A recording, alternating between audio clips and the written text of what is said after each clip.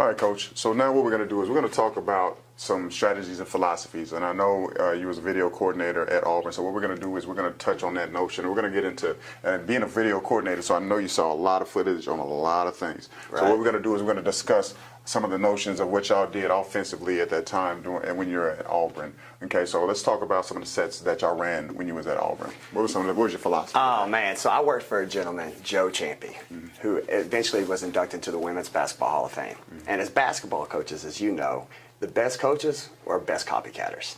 And in 2000, all right, if you can believe this, now they're the Brooklyn Nets, but it was the New Jersey Nets, Jason Kidd, Kittles. Gosh, you can help me out with some more. It was, gosh. Well, you talking about Jason Kidd, Kerry Kittles, yes. Kenya Martin, Richard Jefferson? Yeah, they were the team, the NBA. And so they ran the Princeton offense. So as a video coordinator, obviously my summer project, while my head coach was gone, was to get that film. You know, that's how I told you earlier how I got into this profession. Gotcha. Was technology was just moving in sports. Yeah. It used to be VHS to VHS, but now it moved to a digital format where you could chop it up in a computer, organize it nice, where you could just really break down playbooks.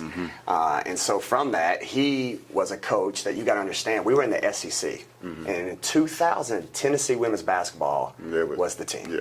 Okay, and again, what made him a smart coach is not necessarily doing what the other great teams did. You had to be different. You had to give them something to prepare for, to give you a chance to win every night. So he was big on the Princeton offense. Okay. All right.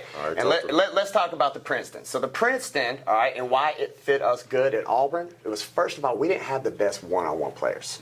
All right. So we had to have an offense that had 5 players that could work together to break down the defense. Gotcha. All right, especially in the post. We were undersized. Gotcha. We weren't just going to play power basketball. So what I love about the Princeton is, first and foremost, there's a lot of spacing.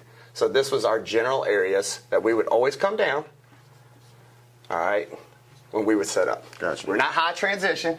All right, we had to win ugly. All right, a typical game for us back in the end was if we could win it, keep it in the 60s, we had a chance. Drive the other team crazy. So first and foremost in the Princeton, what we love about it, again, is spacing. We're not trying to get in a power basketball game. You know, when you're playing somebody with power, you know, 6'5", 6'6", obviously advantage defense if you got a 6'1" post player, right? So now let's get them uncomfortable. Let's space them out. So what we would love to do is we'd love to shift the defense with a simple dribble weave. All right, when that action would occur, we would screen away. All right, and what I'm going to show you first is that the defense never took anything away. All right, and then I'm going to talk later about if they took something away, how we would automatically go into the next options.